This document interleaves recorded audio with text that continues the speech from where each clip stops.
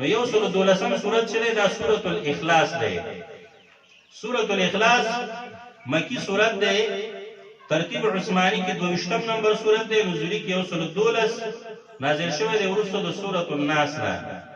د دې سورت د ټول قرآن کریم سره مربوط شته. د الحمد نه راواخله تر دې پورې چې څومره سورتونه تیر شول، یو سل 11 سورتونه، د هر سورت سره د دې سورت رابط شته، ځکه ټول قرآن یو د بل سره رابط لري. شیخ القرآن مولانا محمد طاهر نور الله مرقده، الله دې په قبر ورته په کارورونو رحمتونه نازل کړي. هغه د قرآن کریم په آخري ختم کې کله د ټول قرآن کریم هغه درته شروع کړو، د هر سورته. فاتحه کې دا مسله و، بقره کې دا و، آل عمران کې دا و، دا چې ټول سړی بیانې ډېر وخت نیسي په هغې باندې. نو د سورة الاخلاص ربط د مخکې سورت سره سوره لهب سره. لهب کې الله جل جلاله نبی صلی الله علیه وسلم ته بشارت ورکړو په هلاکت د دشمن باندې، چې دشمن به زه درته هلاکوم. دې صورت کې الله جل جلاله نبی صلی الله علیه وسلم ته فرمایي چې د خوشحالۍ لپاره د توحید عقیدې اظهار وکړه، قل هو الله احد. دارنګه مخکې صورت کې ولې چې ابو لهب هم هلاک شي، د اولاد هم هلاک شي، ښځه به هم هلاک شي، یو شی به ورته فایده ورنه کړي. دې صورت کې د هغې وجه ذکر کړي چې ابو لهب ته الله ولې دومره په غوسه دی. د هغې وجه دا وه چې ابو لهب د توحید عقیدې دشمن و، د توحید دشمن و. نو ځکه الله جل جلاله په دنیا کې هم هلاک کړو، آخرت کې هم الله جل جلاله د جهنم کندې ته غورځوي. د سوره اخلاص دعوه چې ده التوحید، توحید عقیده ده. توحید وایي څه ته؟ افراد الله تعالی فی الربوبیة والالوهیة والاسماء والصفات. مختلف تعبیرات علما کوي، خو یو تعریف یې همدا دی چې الله جل جلاله یوازې ګڼل په ربوبیت کې، معنی خالق الله دی، مالک د خیر او شر الله دی، عزت ذلت ورکوونکی الله دی، رزق فراخوونکی تنګوونکی ذات الله دی، او په غیب باندې پوهېدونکی ذات الله دی. دارنګه والالوهیه، او الله جل جلاله خاص کول په الوهیت کې، معنی رکوع او سجده به خاص الله ته منکو. او دارنګه په اسماء او صفاتو کې کوم نمونه او صفاتونه چې قرآن کریم کې د الله جل جلاله لپاره ذکر شوي، بس دا د الله لپاره خاص دي، څرنګه چې د الله د شان سره مناسب دي. د سوره اخلاص خطیب شربینی رحمه الله سراج المنیر کې تقریبا 2 نمونه ذکر کړي دي. مشهور نوم د دې چې سوره الاخلاص ده، خالص توحید عقیده ده په دې کې. سبب د نزول دا دی، بعض مفسرین ذکر کوي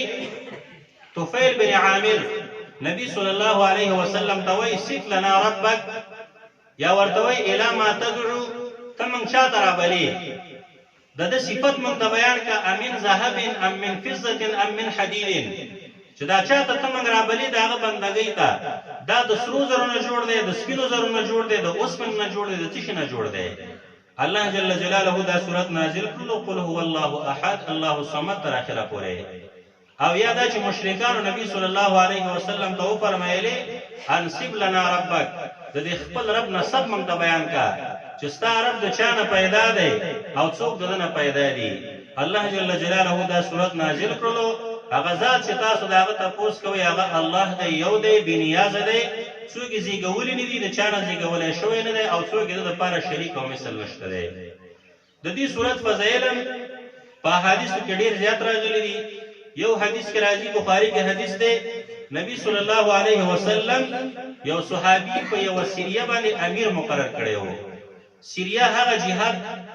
د جهاد ډلې ته وایي، یا هغه جهاد ته وایي چې نبی صلی الله علیه وسلم خپله پکې شرکت نه کړی، ملګري ورلېږلي وي. او غزوه هغه ته وایي چې نبی صلی الله علیه وسلم خپله په هغې کې شرکت کړی وي. نو په دې باندې امیر مقرر کړی و. کله چې به دی امیر دې ملګرو ته جمع ورکوله، سوره فاتحې نه وروسته چې به کوم سورت ولوستو، هغې پسې به متصل سوره اخلاص لوستلو. نو ملګرو شکایت وکړلو چې خیر همدا یو سورت وله، دا بل سورت ورپسې مه لوله. نو هغه ورته وایي که په دغه طریقه مو خوښ وي نو جمع در کوم، او که نه یې نه در کوم. کله چې بېرته راواپس شول، د ملګرو نبی صلی الله علیه وسلم ته شکایت وکړلو. نبی صلی الله علیه وسلم هغه صحابي راوغوښتلو، د هغه نه تپوس کوي. هغه ورته وایي چې زما د سورة الاخلاص سره محبت دی.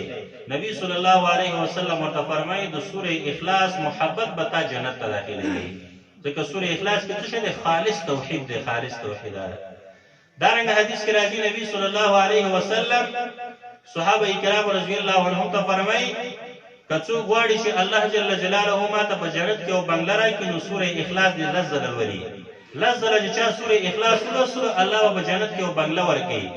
او کې شل زل ولوسره دو بنگله او کې دیر زل ولوسره درې بنگله عمر فاروق رضی الله عنه فرمایي وای من بخبل کورنا او بنگله په جنت کې زیات ګمانه دا صورت بډیر ویو نبی صلی الله علیه وسلم ورته فرمایي چې الله د دینم زیات ورکوونکی ذات دی د دینم زیات الله جل جلاله درته درکړي او دارنګه حدیث کې راځي نبی صلی الله علیه وسلم با